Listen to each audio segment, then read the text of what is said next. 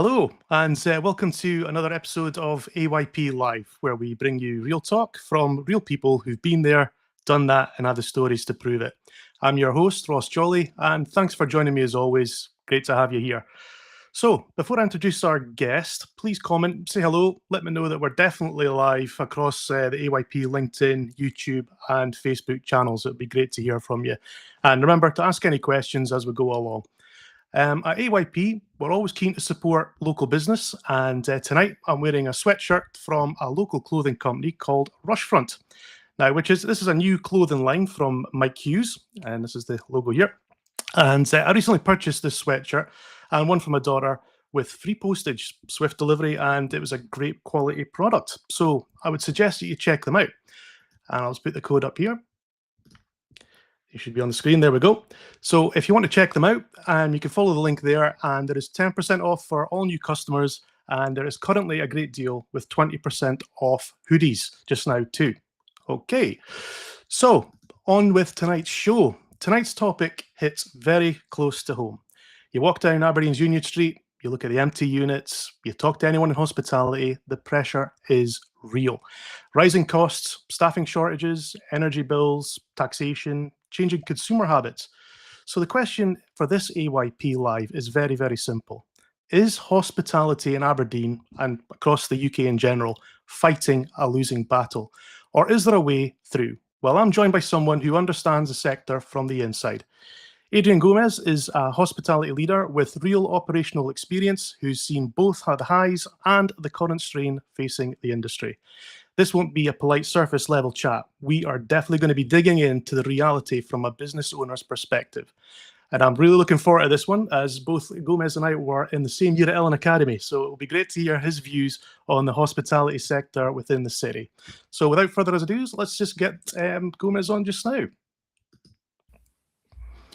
How are you doing? Good to see you. I'm good. Yeah, good to see you, Ross. How are you doing? Yeah, not bad, mate.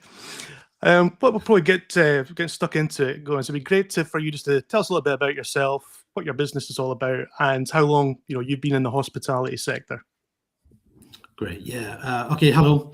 Name's Adrian Gomes. I tend to go by Gomes, but absolutely call me Adrian as well. I've been in the industry now, since late 90s. Started off in a place called it was an Irish bar, O'Donoghue's. And I started off there glass collecting, and I think I lasted 3 weeks in there before I went back to Ellen and worked in a pub there. So kind of worked there really, 20, 26, 27 years. I've worked in pubs, I've worked in bars, cocktail bars, restaurants, nightclubs, so I've kind of seen probably every aspect of the industry, bar hotels, really, I guess I've just got the hotel industry as a patron.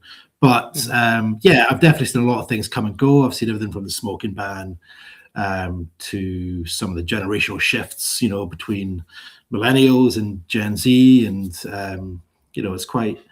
it's been quite an interesting ride along the way. So right now, I've had a business called $10 Shake for the last 16 years. Started off as an events company. 2010, took on the Tipplin House in 2012, so opened it up. It used to be called the Belmont Bar. And then 2014, opened up Ryan Soda with a little rum bar boasting above it. Closed that in 2018. So that was, we had that 4 years. It was very much, that was a steep learning curve. And in all fairness, probably having Ryan Soda and Bosun and going through the closure of that prepared me kind of for COVID coming in. It kind of had me on a bit of a war footing for a year. So 2019 was a very transitional year for the business, and then 2020 hit, and it was like, kind of weirdly being prepared for this. So COVID years and beyond. And I think post-COVID, there was very much a shift in the way the business, the way that I saw the business, how I saw it fitting around my lifestyle, my I guess plans for the future as well. And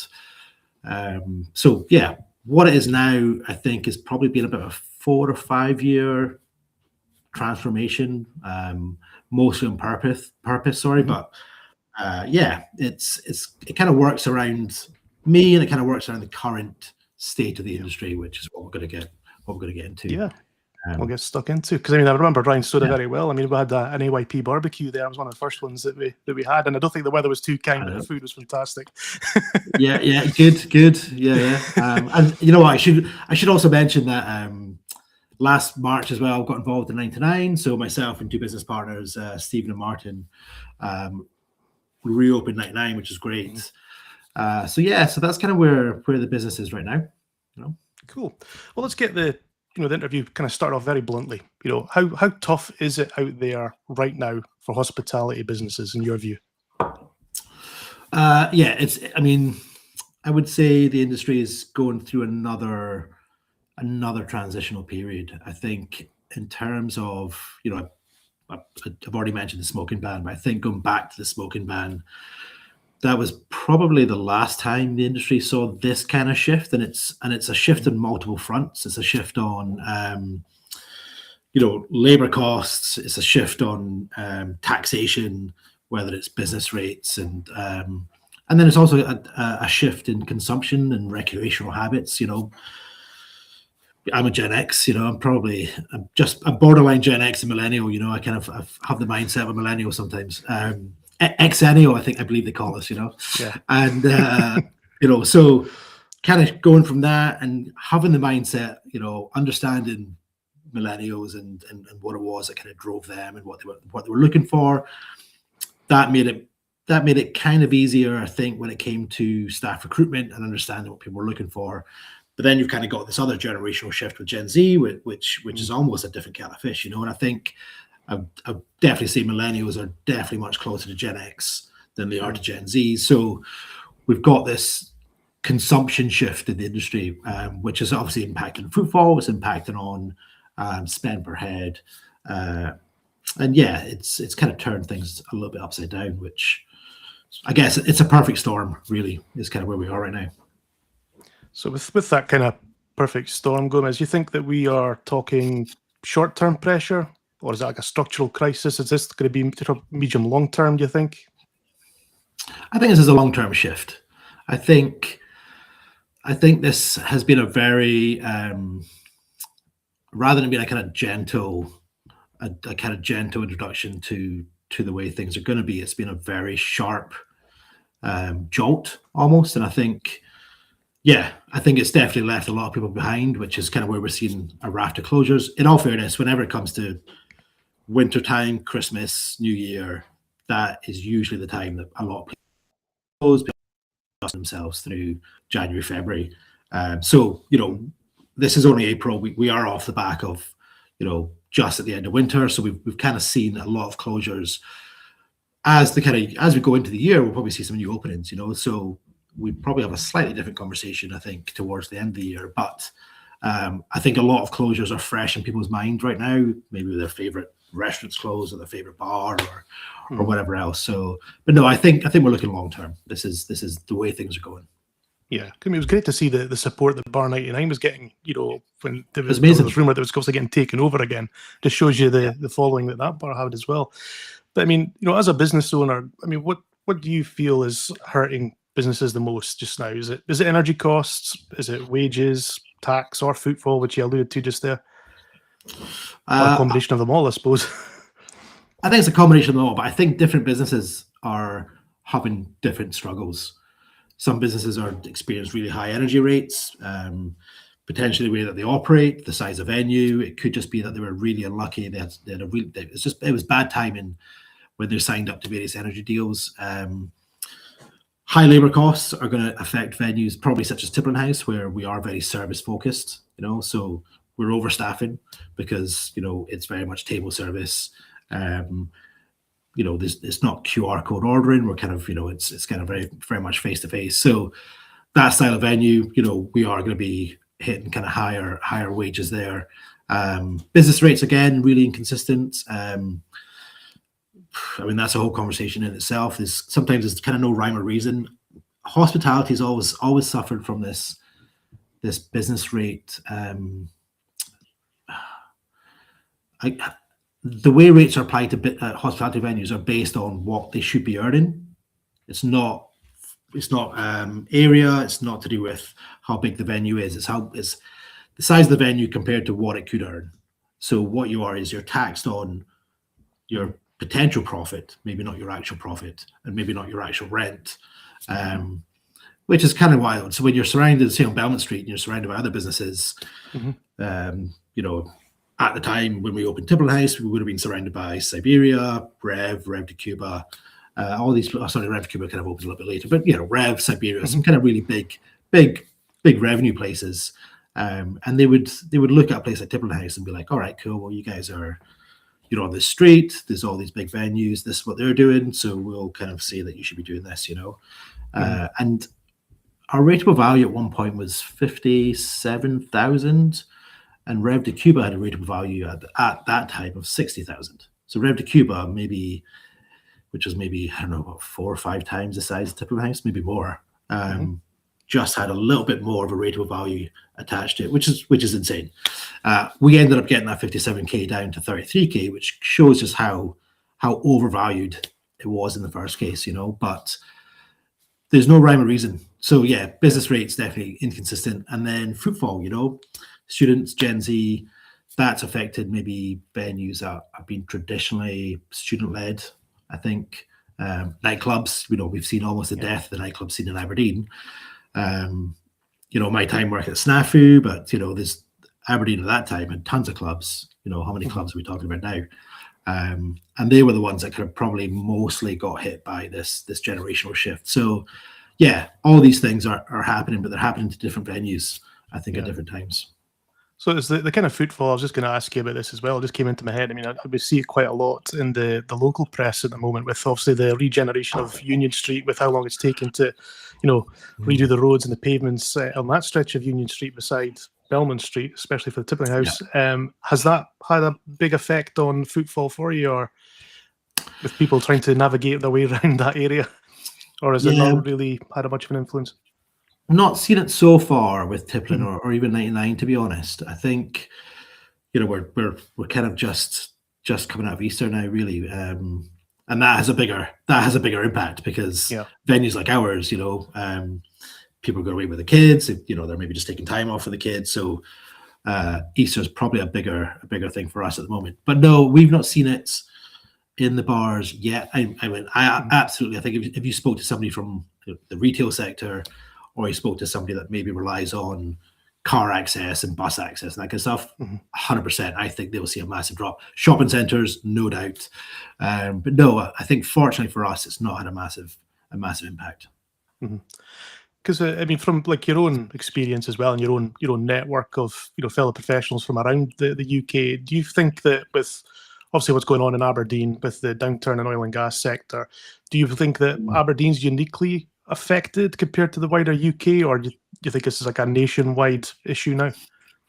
No, this is a nationwide issue. Yeah, absolutely. I mean, sure, I know Aberdeen has that kind of, I guess it's got that double bit of bad luck, because we're also going to get hit with one of, you know, the major industries in the city. So it's bad enough for hospitality, let alone, you know, one of the biggest parts of the economy, or the local economy, kind of taking a massive hit as well. So no, this is by no means unique to Aberdeen. I think you could talk to people in Glasgow, Edinburgh, Manchester, you know, even London, of course, and I think you'd find certain things, you know, a lot of the things that we're talking about, whether it's energy costs and business rates, but then, you know, a place like London, for example, in the city, might talk about the working from home culture, what COVID did to, you know, the city of London. So I think, you know, every region has the same problems, but then they also have a problem of their own, which is affecting, you know. So for us, oil and gas is affecting us as well as all these other things. Because I was wanting to move on to probably have a chat with you about, you know, the financial squeeze, the financial element for running a business within the hospitality sector. You know, so if we're looking at, you know, we've also just previously mentioned that about business rates. You've got VAT, employer costs. Because I was going to take off my phone here, because it was just in the press locally over the last couple of days about, you know, Hague's, you know, the butcher firm, and I was quite surprised, you know, to realise the costs, you know, involved. I'm probably a bit ignorant when it comes to this, but he was, you know, going into the press stating about that they were paying £5,000 a month in rates at School Hill, their old butchery shop, on top of £100,000 a year for rent. They had to clear £22,000 to £23,000 a week to break even before they're even, I mean, that's quite scary. And so, in like your opinion, are they sustainable at current levels? Yeah, I mean that's an insane break even. That's terrifying. I've actually just done the two. I've just done another break even for both Tipple and House and 99. And fortunately, we've managed to kind of, I think, with that drop in rateable value, we managed to kind of offset some of the costs of Tipple and House. So we've probably got break even about 9k a week. So 9k we need to make just before, and that's net as well. And then 99 is probably closer to about 13 to 14k. So again, but it's a bigger business. But when we took over 99, they had a break even of about 20 grand a week, but their rateable value was 90k. They had these kind of energy contracts that they signed back when things were going absolutely crazy. So I looked at their break even, and we weren't, this was us doing our sums before we took it over. We weren't going to, we weren't going to take it on if we could not get it below a certain level. And when we go down to 13 to 14, and a lot of that depended on a 5-day opening or a 7-day opening. So that's one of the reasons that anyone that knows 99 from before will see that we're now 5 days, we're not 7 days, and that was the pool in this break even. And the aim is to go back to 7 days, but this is what we offset in the short term to make the numbers work. And Higgs closed their unit on School Hill. How many years ago was that? Maybe kind of 3-4 years ago. I can't remember. Yeah, must be about now. Yeah. So and that's what they had to do to make the numbers work. So businesses, the ones that are managing to kind of keep going, are having to make some kind of pretty major decisions on operating hours, opening days, locations, even. Yeah. Because, I mean, I was going to ask you as well is, I mean, it's been interesting, before we came live, we were having a conversation just about, the costs and everything involved for running, a bar, everything in Aberdeen. Do you think customers are underestimating how thin margins really are in hospitality? Because, I mean, I'll be honest with you, I'm usually one of the first ones to moan about the price of a pint now and, a dram of whiskey. It's getting, more and more expensive. But do you think they're underestimating how thin the margins are? Yeah, I'll still moan about the price of a pint. Yeah. No. Yes, but that is not the customer's fault in any way. I think anyone that knows this industry or works in the industry kind of has this magic number that they work to, and it's a GP of 75%. And it's and I don't know how relevant that is. We don't work to 75%. That's not our. We work to a different percentage for a different category. So if you look at 75% was great for like a vodka and Coke, right? And that's what people kind of had. But when you try and apply 75% GP to the price of a pint, for example, you're going to end up with a pint that's £7 or £8. So £7 or £8 pint of Tennent's or another house lager. That's going to put people off. So what you end up doing is bringing that margin down to, I don't know, 60%, 65% if you're lucky. But the rise of craft beer is essentially, of course, because they've got higher costs, they're smaller breweries, so you work for a smaller margin for them.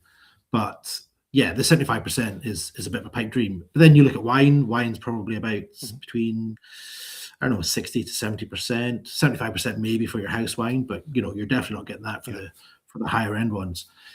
These are high numbers, whether we're talking about 60%, 70%. The reality is, when you talk about profit, the rule of thumb for any hospitality business, bar, restaurant, pub, the rule of thumb is you're really making a net profit between 3 and 10%. Now, 10%, great, you're at the kind of higher end of things.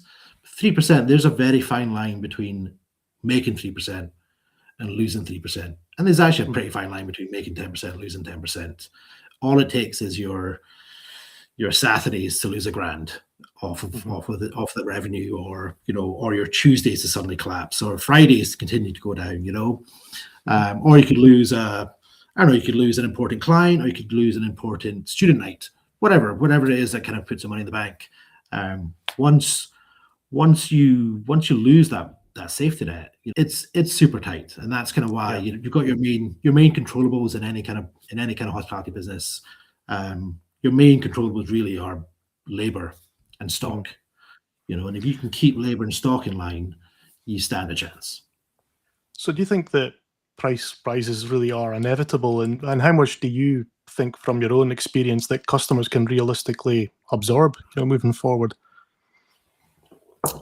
Yeah, I mean, I guess price rises are inevitable every year, just with Mhm. inflation. But um, we've, I would say, what, and this is probably quite interesting to kind of get some thoughts from anybody that's watching this. But I would say over the last 14 years of the Tippern House being around, I would argue that we've become better value over this 14 years because we've not been so quick at putting prices up. Mhm. I think, we always tried to price our cocktails a little bit higher. You walk into like a country pub and they're charging 10 or 12 pounds for a cocktail, and I'm like, Yeah. that's wild. And they're maybe using like really, really entry level spirits like Smirnoff and Gordon's and Mhm. all that. No disrespect to Smirnoff and Gordon's, but you know, is that a 10 or 12? I think there's a perception of it's a cocktail. Great, we'll charge Yeah. 10 or 12 pounds for it. But not really. I think in, Mm. in the way that you walk into a village pub and they're doing a gin and tonic for £4.50 or £5, and a city bar is doing it for £7.50, £8, like Mhm. there's always going to be that difference. But once you see non-cocktail bars come up to a level that even cocktail bars are like, that's more than us, with Yeah. some drinks. So I would argue over time we've actually become better value. But yeah, I think it's gonna it's not it's either going to put people off cocktails or premium spirits or even draft beer, for example. It's going to put people Yeah. off, which is then going to it's not going to help us in the long run. So I think price rises, yes, but do it within reason and be able to Mhm. justify it. And if you can Yeah. justify it, great. That's the way it is. Yeah, I don't think the price will put my wife off buying cocktails, to be honest. But there we go. But without getting political about it, do you think is the government support that's available just now, is it helping, or is it just simply scratching the surface? It's tough. You know what? It's easy to bash the government. I happen to think that the support during COVID was actually pretty good Hmm. for the industry. I think wasn't helped by some kind of insane policy making and kind of rash reactions at times. Uh, but then you had kind of almost you had insane initiatives like Eat Out to Help Out, which were almost, I mean, Hmm. yeah, it was kind of ridiculous when you thought about it. The government just paying for people's bills. So on one hand, there's things like that I'm like, you know what, like great, 40% rates relief, amazing. COVID support, mostly was there. However, I don't know. There's other things they could be doing. I think you look at stuff like VAT. You look at the VAT in supermarkets. Zero rated or 5% for certain items, compared to 20% in a restaurant.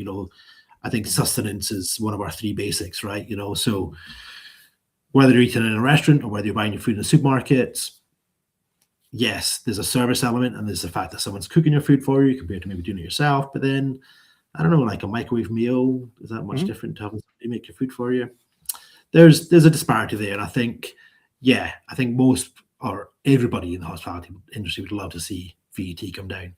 But Yeah. the rates relief has helped. But if you're already paying an insane amount of rates, 40% probably doesn't scratch the surface. Hmm. Yeah.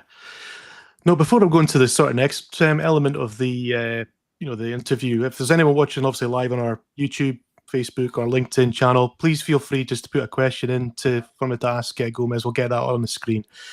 But the next stage I was wanting to just kind of speak about with you as well, Gomez, just about the staffing, element. And is the staffing crisis within hospitality still a major issue post Brexit and post COVID? Is it still quite an attraction problem, or is it? Or how are you finding it? Yeah, it's very tough. I think, as you said, Brexit, massive impact on the talent pool. Really, the Mhm. people available. It hit kitchens really hard as well. In Aberdeen specifically, we've got massive problem with kitchen recruitment. Mhm. Um, yeah, we've just, for a long time, I guess a lot of chefs went offshore. Independent restaurants and smaller places couldn't compete with the wages offered there. Yeah. Now I think, a lot of the great chefs in the city have actually gone off and opened up their own restaurants. And what I'd like to see from that, maybe in kind of, even within kind of 5 years, is I'd like to kind of see that start to inspire a brand new generation, because these are owner operators, chefs who've made a good name in the industry, in the local industry as well. And now they're building their own teams. They're actively training people, and I'd love to kind of see that. Not quite the kind of Noma. When you go to a place like Copenhagen, that had the number one restaurant for years on end, Noma. They have what they call the Noma effect, right? And so a lot of these other Michelin star restaurants are all ex-chefs from Noma, whether they just done a stage, or they were just there for a couple of weeks, or whether they actually were a sous chef, or they made a good they had a good kind of run there. I think that Noma effect is something I'd love to see in Aberdeen with Kitchen. But no, right now I think it's pretty tight. We work with one chef at the Tipplin House, so we got one chef. Chef goes on holiday, we don't have a chef, So that's kind of how tight it is. So this week the kitchen's closed, unfortunately, because we don't have a chef. We'll reopen again next week, and that's kind of where we are. We don't have the depth really, and to be able to kind of have more than one. Late nights, unsociable hours has always been an issue, but I don't know. It's more of an issue now. I think people are very aware of working in a bar till 2 or 3 in the morning, and then kind of getting up to go to uni at 9. Whereas my generation, and when I worked at Snafu, the people that worked at Snafu or Tiger or all these places, they were just used to work until the early hours and go to uni, and it was I don't know. It's a different. I think there's different priorities now, I guess, is probably the best way to say it. So, are you finding that young professionals are still choosing hospitality as a career, or are they generally avoiding it? Hotels, yes. I think the hotel part of the industry is still one where people can go and get a degree. They can, they come into business management programs, or they go into graduate programs. I would say that is probably one of the areas of the business, or probably the area of the business that would attract professionals. Bars and restaurants, no. I think professionals, no, probably don't choose working in a bar or a restaurant. But you can become professional. You can get professional qualifications. You can go into upper management. You can go into operations management. I'd say, although you maybe don't start off as a professional in the way that you might start off as a professional in, the legal profession or the medical profession, it's definitely an industry that you can become professional in. And I think that's maybe what people don't understand, or they don't really kind of see that element of it. No, totally. Because I worked in retail when I was at uni and things like that as well. And I know that a lot of my friends and stuff worked either in retail or in hospitality, because all worked in bars or whatever, which was very useful. And I think you don't realize how hard a job it is, but it's very rewarding as well. You make a lot of good friends. Okay, so aren't you social hours, etc. But it's it's good friends you make for life, isn't it? But then excuse me, we say antisocial, but it's actually a very social industry. And there's people. Some of my best friends today are people that I used to work with back in the Snafu days. We're going back, I don't know, what's that, kind of like 20 years or so. Just a few years ago. Did I say 20? I didn't say 20. We'll bleep that out. Yeah, exactly. But these are, so yes, unsociable hours, but in a very social environment. So that's what you offset, really. So in your opinion, Gomes, what do you think needs to change to make hospitality attractive again? Because obviously we've kind of touched on it, and we'll be looking at that a little bit in the next section of the interview. I want to have a look at consumer behaviour, but we've also got different needs and requirements from different sets of people. And what do you think needs to change to make individuals now want to work in the sector? It's wild, because if you think about it, pay has never been higher in this industry. The minimum wage has risen exponentially over the last kind of 10 years almost. So pay is definitely one of the more attractive aspects of working in the industry for, definitely people that are looking for everything from second jobs to, looking Mhm. looking to kind of start off a career. I think, yeah, I think a work-life balance is probably what people would like to kind of see from this. Mhm. Not 15-hour shifts or 20-hour shifts, not doing 5 late nights in a week, and getting home at like 3, 4 in the morning or later. Let's be honest, if you're working till 3, 4 in the morning, you're going to go to the casino for a beer afterwards or two. Yeah. You know, getting home at 4 in the morning is the same as getting home at 6 in the morning. Let's be honest, right? It doesn't really make a difference. So I think finding a way that people can be a bit more flexible, maybe in shift Mhm. patterns. And don't get me wrong, I think the businesses and the business owners and um, the people that write the schedules kind of have to bear this in mind as well and understand that people are not just going to want to spend 50, Mhm. 60 hours, even 45 hours just in a workplace, working in a place, say like Tiplin House that has no windows even, so I sometimes forget the time when I'm in there. It's like a casino. It's like, some, wait a minute. some of these guys don't see daylight. Yeah. Um, Or if the wife's trying to get a but hold of you, sometimes I just say I can't get a signal. That's the best thing absolutely, yeah. to do. Yeah, that's the best way to look at it. So yeah, I think work-life balance, understanding that people maybe want to have families, Mhm. understanding that people want to travel as well, and I think Yeah. professional jobs or jobs maybe not in hospitality can be quite good for sabbaticals and giving people kind of extended leave. And I think Mhm. we tend to work with rotas, which are very much on the bare bones. We're kind of working with just the right number of people for Yeah. that shift based on what we're forecasting that day is going to be. So yeah, we for one person to leave or one person to call in sick, that puts a big strain on the rest of the team. But then for one person to leave for 3 months or 6 months and go traveling and come back, well, I can't really keep that job open. So Mhm. I think if we can create this environment where people can be a little bit more flexible in the way that they work and Mhm. um, what it kind of offers them back, then yeah, that I mean, by no means is that the answer. I'm just Yeah. spitballing here, trying to find Yeah. ways. But I Mhm. think I think that's I think that's probably one aspect that people would look at and think, yeah, I could work Mhm. in that industry if it was more like this. Yeah. Well, I think all industries have to, reinvent themselves periodically as well, just to attract talent to come into it as well. So Yeah, I don't think it's not exclusive for hospitality, but I think we will look at habits, the consumer behavior, as I said earlier. But do you think that there's a perception problem maybe around working in hospitality? Of course, we just spoke about earlier about unsociable hours, but is it unsociable hours? But if you're younger and things as well, but is there a perception problem around it? yeah, I think so. I mean, I don't. I guess if I mean, how many parents would you speak to that actively want their kids to go into hospitality? Mhm. You know, I remember. I mean, my parents have always been very supportive of both me leaving university. I did 2.5 years at architectural technology (RGU). I could have done another 6 months and got a degree. I just wasn't enjoying it. I left it. Much to the horror of my parents, who were like, 6 months, get a degree, and I'm like, that's 6 months I could be doing something else and Mhm. building a different career. And Yeah. um, and I think as a business, we just opened up Ryan Soda and Bosun, and I remember.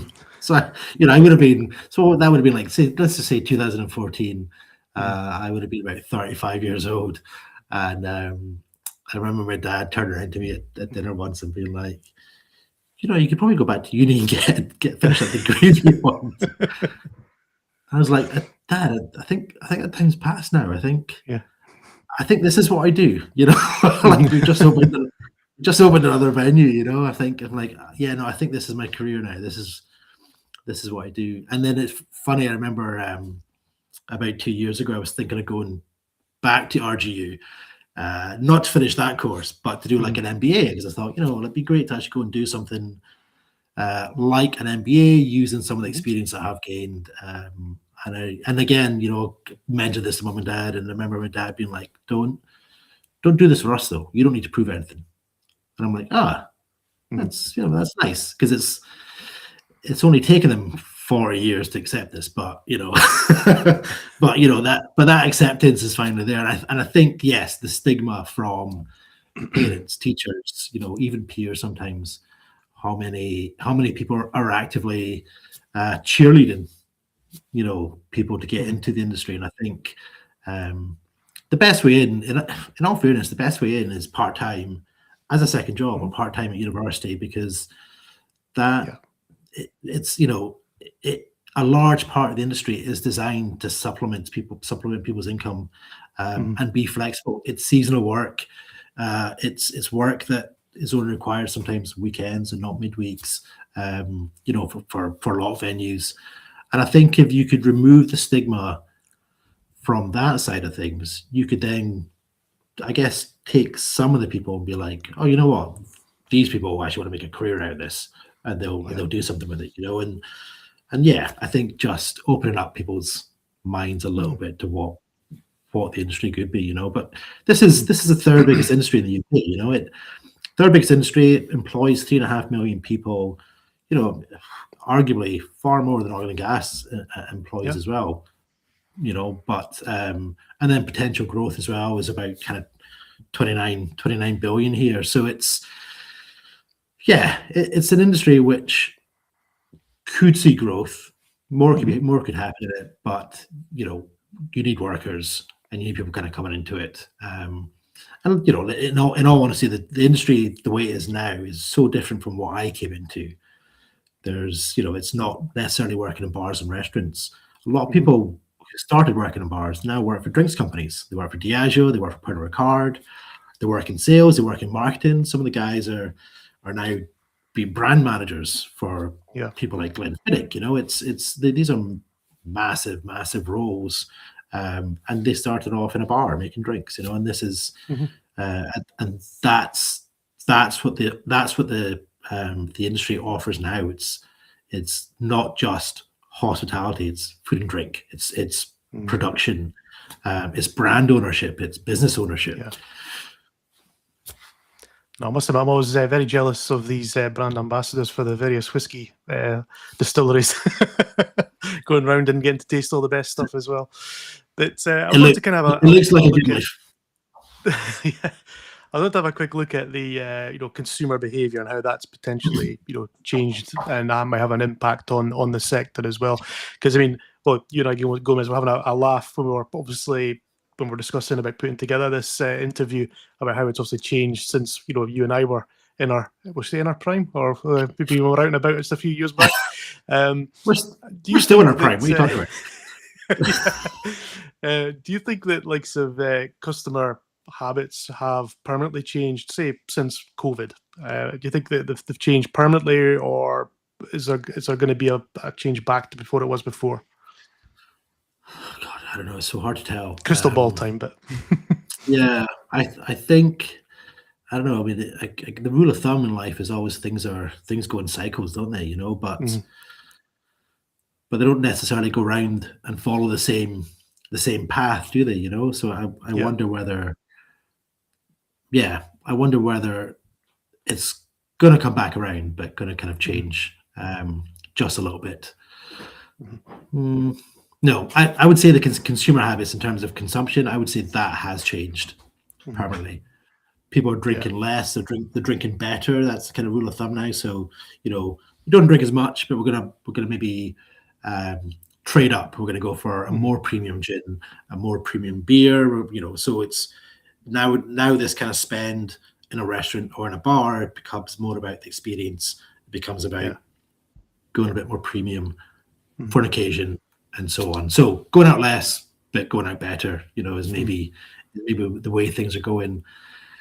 I don't know. So like a less quantity, better quality, more quality type scenario. Is that what we're probably seeing? Yeah. I would say, that's not a fad. It's not a trend even. It's just a kind of natural, the natural direction I think the industry is going in. Yeah. And I mean, we were discussing this as well also during that session, that do you feel that people are going out less, or are they just spending differently? No, people are definitely going out less. Yeah, For sure. I think even probably people watching this, if they looked at what they were going out, um, you know, even kind of 5 years ago compared to now, it's 5 years ago was kind of COVID time almost. Let's go pre-COVID. Then I think arguably people are going out less, but there's different factors. People that had kids, of course, are going out less. People that are maybe undergoing more education, whatever. So I think take out the factors that might lead to specific people going out less. I think overall, yes, people are going out less.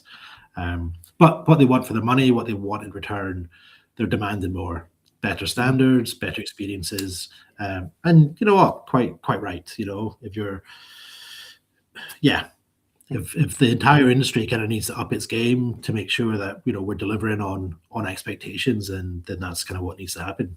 And do you feel like, now that you mentioned expectations, that how much has kind of social media influenced the expectations of customers now versus the reality? Because I will say this, not just because you're on the interview with me, but both your bars have always had a really, really good experience. The whole thing from just even coming into your venue, getting served at your seat, etc. It's brilliant. I really enjoy it, and the drama of the cocktail, etc., being made. Was the justification the wife gives me anyway for paying the bill for it, but so well done in that marketing ploy. But do you feel that the social media's influenced this expectations now? Yeah, absolutely. I think if you could speak to restaurateurs and you could speak to bar managers and bar owners, and there'll be a certain rolling of the eyes when it comes to kind of Instagram or even talking about influencers and that kind of stuff, but that is a buying power, and that is a marketing power, which is also being harnessed by the industry. So I think in a good way, it's another marketing avenue, which is great. It's another marketing channel, and so definitely work with social media. In a bad way, I think there's maybe the odd influencer, who are maybe not working with the industry. Most influencers I know are actually very much pro food and drink, and they're going out and they want to find the places. They want to tell people about the new places. And then there's have you seen that kind of trend where they'll go in a bar and they'll kind of just they'll film themselves taking out their cube of ice or something, or their block of ice, right? And then they're like, no way, look how much liquid I am actually getting, And that's just so, because you're like, yeah, but that liquid is actually just straight alcohol almost. It's like walking into a restaurant, taking away your steak and being like, look how much food I'm actually getting, It's not the same thing. Cocktails are not designed to be a pint of liquid like a beer. Beers are like 5%. Cocktails are, way much higher than that. So you don't actually want a lot more liquid in it. And as you said, it's theater, it's an experience. So there's the good parts of social media, and then there's kind of the bad parts, But I think on a whole, it's added a way of marketing for bars, and some bars do it amazingly. We do not harness social media in the way that we probably should, but some venues that I'll kind of follow, I'm in awe of kind of what they do. And the guys at 99, are doing a good job as well. And but they're a lot more video focused, whereas Tipperary House has always been a bit more kind of image focused. So I don't know. It's definitely for somebody like myself, it's a learning curve every single day. But no, I think overall it's a positive thing. It's good. No, that's good. I'll get a little cheeky plug in because Whiskey Loon's my handle on Instagram, so I did take some pictures in your venues as well for some of the whiskies, just because it's great. It's a great ambience in both bars, and that's what I wanted to speak to you about next, is about this experience economy. Is that helping hospitality, or is it adding additional pressure that might not have been there, say 5-10 years ago? I don't know. I think experiences.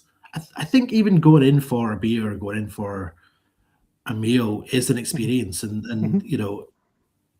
when you go out and you spend your money, and yes, you're spending more money than you would if you were to cook your own meal at home or crack open a beer out of the fridge or something. What you should get back in return for that should be everything. It should be the theatre, it should be the service, it should be the presentation, So in its most basic form, hospitality is an experience. Now I think people are looking for additional experiences or experiences that have a bit of a kind of wow factor. And that could be everything from whiskey tastings, kind of like what you and I will do as well, right up to look at Macallan. I think they've just released this new kind of cocktail masterclass, which it was called the 6 Pillars or something, I think, and it's 6 drinks that look amazing. I've not been up to try it, so they're kind of taking that cocktail masterclass further by going, look at all these different textures and flavors and techniques that we're using for these drinks, and it's going to be in the beautiful setting of the Macallan distillery, which is a stunning distillery.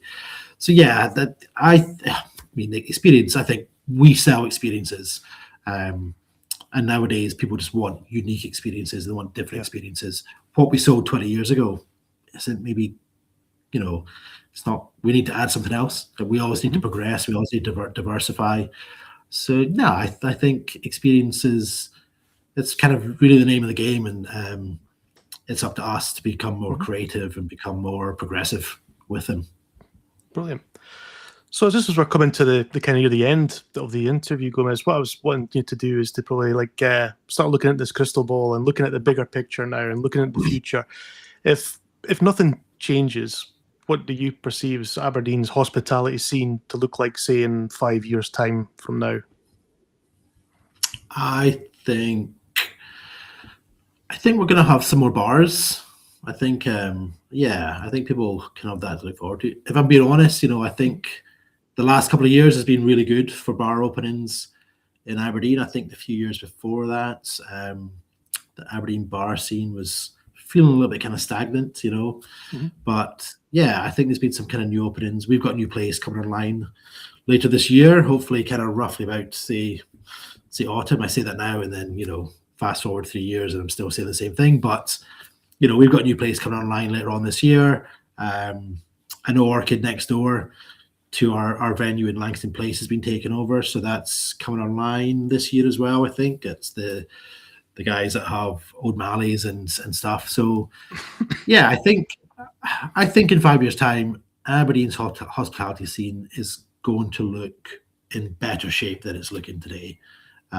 Which is in better shape than it was a couple of years ago. And, I think we've been very fortunate to have places like Mara open, Brian and Moonfish. They've got Elle coming on board now as well. So I think, Marcliffe have just kind of done up their kind of brasserie. So, yeah, I think in 5 years' time, I'm super positive. I think Aberdeen's going to look like a great place. And, it is a great place for a night out. But I think in 5 years' time, we can be optimistic about it's going to be even better. And maybe that section of Union Street might be fully paved by then. Who knows? Maybe. So let's hope, Yeah. We just had a quick question here from one of the audience members as well. Let's put it on from YouTube from Poems That Practice Peace. Have you ever considered live poetry or spoken word nights in your cocktail bars, bringing general poetry and real stories from hospitality into that kind of setting? Is that something that you've thought about? No, I mean we've definitely thought about entertainment. We've had everything from live bands to DJs in the Tipperary House, and we've not really had anybody kind of poetry or spoken word kind of get in touch with us. I'm not a poet, nor spoken word my strong point, but yeah, definitely, if anybody thinks that could be a thing, get in touch.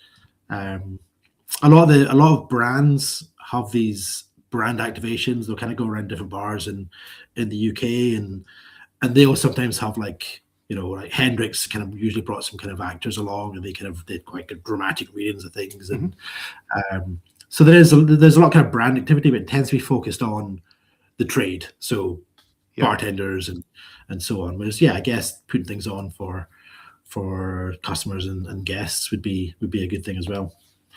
Always open to it. Cool. Yeah, because I'll be asking you for your best way to get in touch with you just at the end anyway, Gomez, so we can, if anyone's watching, they'll be able to reach out to you.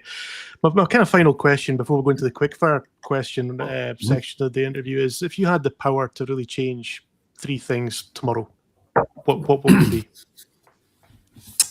I would reset VAT when it comes to food service. Definitely bringing down restaurants. I mean, listen, nobody wants to pay more tax. I would never advocate for more VAT in supermarkets. You know, like, yeah, nobody advocates for more tax. So I would bring down. Remember, there was that whole campaign about the sugar tax, and it's That's like, right. I understand. I understand the theory behind the sugar tax. Absolutely. You know, like, let's eat healthier, but don't ask for more tax. Like, what are you doing? You know, so just ask for less sugar. So I think a VAT reset would be nice, seeing that kind of drop down for restaurants, and you know what, if it does end up being more food service, okay, fine, you don't want to bring down VAT for alcohol, understandable, but for food service, definitely. I would, my second thing would be to put on a giant bar tab around the UK for Gen Z to go around and have go out and party and experience what we experienced. Wake up in the morning with the gaps in memory like we had, because that's when you've had a great time. And then I would make more people drink tequila and tonic, because it's a great drink. So that would be my third thing I could change. I understand 2 of those things aren't actually very helpful to the overall society, but no, but it's your opinion, though. It's your opinion. I get to choose 2 things. These are my 3 wishes, right? So well, that's great. Well, we'll just go into the quickfire questions now, Gomez. Okay. Okay.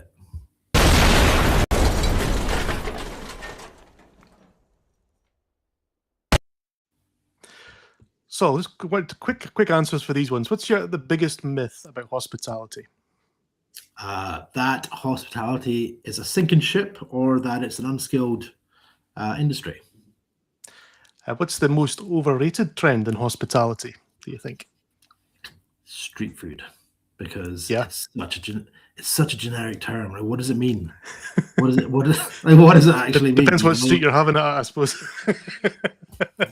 Yeah, I don't think I accepted it, but I don't think I've ever really questioned it until now. What is it? I don't know. Answer in the comments, anyone. And what do you think is the most underrated opportunity? In this industry, I would say the most underrated is catering and events. I think we could talk about the decline of hospitality or change in trends and so on. People still get married. People are still having parties. People are still doing corporate events. So yeah, catering and events it's a massive opportunity, I think, for everybody to kind of embrace. We spent 16 years working away at it. And there's still areas that we could do better in. Brilliant. And what's the one thing customers don't understand about the sector? What goes into each plate of food, each drink, not just the ingredients, but the overheads, the hidden costs, why a pint costs £5, £6 even, why does a cocktail cost £10 or £12?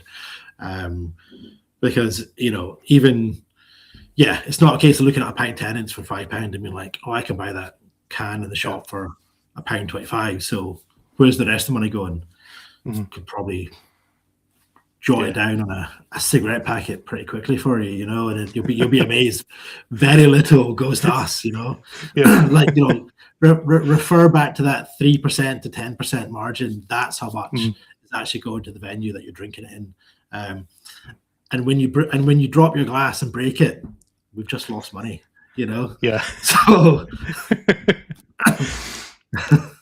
And the final question I want to end with is, give the people viewing this interview one reason why you're still optimistic. I think, you know what, we are still in profit as a business. We are still in profit. We've identified areas of growth. that we're working on. On a whole, there's still new venues opening all the time. We've got a plan to bring a new venue online later this year. So yeah, I think optimism's there. We just need to kind of work around the challenges that we've got, and fine-tune business models, and I guess reinvent this industry, because that's kind of really partly what it needs a bit. Brilliant. Absolute pleasure, mate, as always. And thank you for giving us, your insights into the sector as well. It's been brilliant. And if anyone wants to get in touch with you, what's the best way for people to contact you after tonight's interview? You can find me on Instagram under @$10 Shake, the number 10. So get in touch, say hello, follow me, follow the bars, Tiverton House 99. Tropicalismo is our event space above the Langstein Place unit. So that's a little event space for 20 people, great for wine tastings, events, etc. Most roads lead to Rome. So if you get in touch with most of these email addresses, they're going to end up in my inbox. Don't spam me, but definitely get in touch and say hello, and reach out with any questions or any thoughts. But yeah, anybody that's been listening, thanks very much. Appreciate the time. Brilliant. And thank you, Ross, as well. Yeah, no, thank you. So, and all viewers, please make sure that you do go to one of Gomes's venues. You won't be disappointed. They're brilliant. And we'll have to get back in touch to get another AYP in-person event at one of the venues as well. It'd be good to do that again. But thanks again. All right, mate. Bye. Cheers.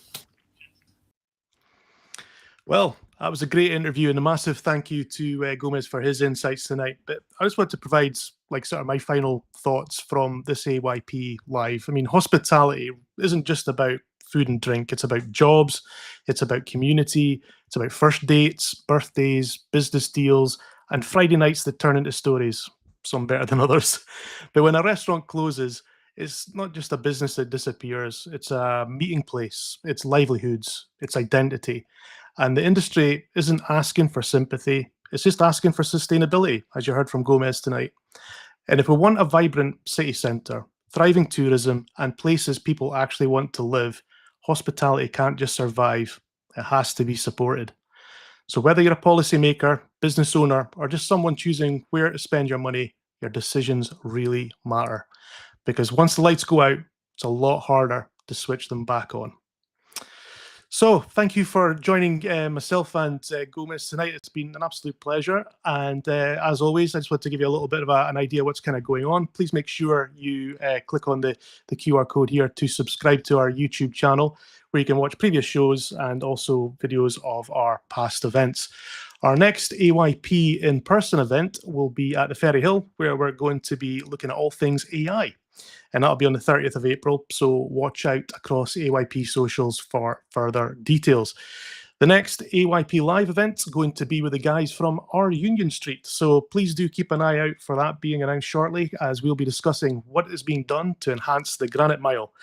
And as always, take care, and I'll see you at the next live event. Thanks for contributing and watching us live, as always. Cheers. Bye now. Thanks for tuning in to Aberdeen Young Professionals. Don't forget to like, comment and subscribe for more events. Want to join us in person? Visit www.aypgroup.co.uk to find out what's next. See you there.